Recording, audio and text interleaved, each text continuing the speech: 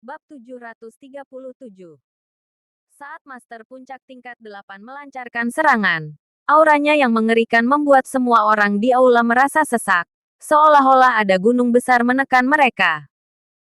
Dinding di sekeliling ruangan mulai retak di bawah tekanan dari energi sejati yang berhamburan. Rafa yang sedang bertarung melihat ke arah Adril, lalu wajahnya langsung berubah. Dia berteriak, "Adril!" Adril yang berhadapan dengan serangan telapak tangan itu, merasa seolah-olah segala arah di sekelilingnya terkunci. Tidak ada jalan untuknya menghindar. Bahkan bernapas pun terasa sulit. Sebelum telapak tangan itu sampai, tubuhnya sudah merasakan tekanan besar, hingga lantai di bawah kakinya retak. Namun, Adril mengangkat kepalanya.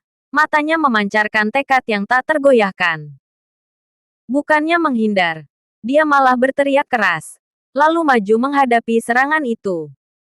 Raungan naga dan gajah mengiringi peningkatan kekuatannya hingga mencapai puncaknya. Krak! Seperti suara lapisan tipis yang pecah, Adril berhasil menembus batas antara alam bawaan dan Master Puncak, mencapai Master Puncak tingkat 1. Duar! Pukulan dan telapak tangan saling bertabrakan. Bayangan naga dan gajah hanya bertahan selama 1 detik sebelum hancur menjadi energi darah. Pukulan itu menembus energi darah, lalu menghantam dada Adril dengan keras. Puff! Adril memuntahkan darah, sementara tubuhnya terlempar seperti layangan putus hingga dia menghantam dinding, membuat retakan besar yang menyebar di seluruh permukaan dinding. Dada Adril terlihat sedikit cekung. Tak tahu berapa banyak tulangnya yang patah. Hanya dengan satu serangan, hasilnya sudah jelas. Meski Adril menggunakan teknik ini, perbedaan kekuatan di antara mereka seperti langit dan bumi. Keduanya tak bisa dibandingkan, hingga dia akhirnya kalah. "Wiryo, hentikan!" teriak Rafa dengan keras ketika dia melihat Adril memuntahkan darah. Dia berniat untuk berlari ke arah Adril. Namun, Zaskia langsung melompat untuk menghalanginya dengan ekspresi dingin. Dia mengunci Rafa dalam serangan yang makin intens. "Minggir kamu!" teriak Rafa marah.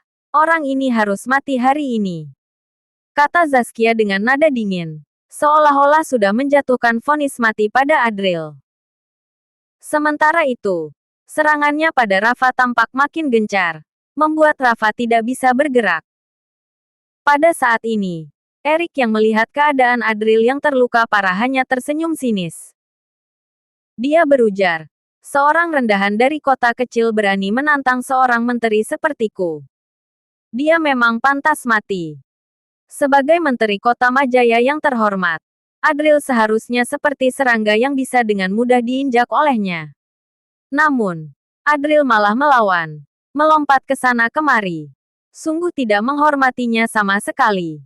"Pastikan untuk menyiksanya dengan baik," perintah Erik dengan nada dingin.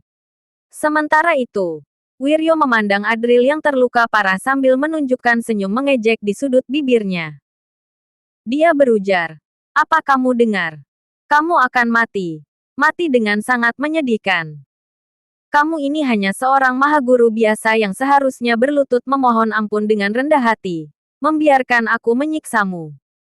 Tapi kamu malah melawan. Kamu benar-benar sombong," lanjut Wiryo. Namun, Adril dengan susah payah bangkit dari lantai, terbatuk mengeluarkan darah, lalu tubuhnya tampak sedikit gemetar. "Apa kamu gemetaran karena takut?" Wiryo mengejek Adril. "Cepatlah berlutut memohon ampun. Mungkin aku akan membuat kematianmu lebih cepat." Namun, terdengar tawa yang tiba-tiba. Wiryo tampak terkejut. Dia melihat Adril menunduk dengan tubuh yang gemetaran. Namun, itu bukan karena ketakutan, melainkan karena dia sedang tertawa. Tawa itu terdengar makin keras, penuh dengan penghinaan.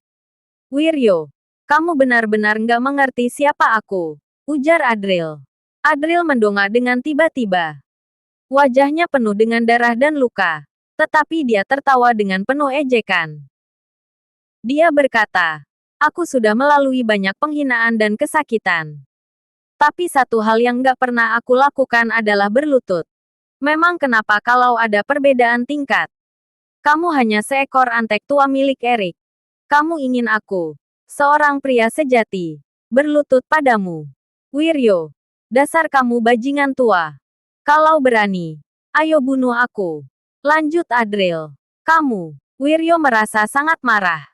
Menjadi seorang master puncak tingkat 8 yang melayani Erik, seseorang tanpa kemampuan bela diri, sudah cukup membuatnya merasa terhina. Namun, tidak ada yang berani mengatakan apa-apa di hadapannya. Sikap keras Adril saat ini sudah membuka luka lamanya, menyakiti harga dirinya. Sialan! Berlututlah padaku! Teriak Wiryo. Boom!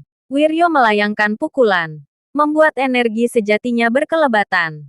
Pukulan itu langsung diarahkan ke kaki Adril. Wiryo bermaksud untuk mematahkan kedua kakinya secara langsung. Dia ingin membuat Adril memohon ampun padanya. Adril. Rafa yang tubuhnya juga penuh dengan luka, berteriak putus asa ketika melihat ini. Air mata tampak mengalir dari matanya. Badut kecil. Kamu nggak menyangka kalau karma datang begitu cepat, ya? Ujar Yansen. Yansen menghela napas lega saat menatap Adril yang terluka parah dengan tatapan penuh dendam. Dia merasa puas, seolah-olah dendam lamanya telah terbalaskan. Erik memandang Adril dengan penuh penghinaan. Ekspresinya tampak dingin saat dia berujar, "Siksa dia. Jangan biarkan dia mati terlalu cepat."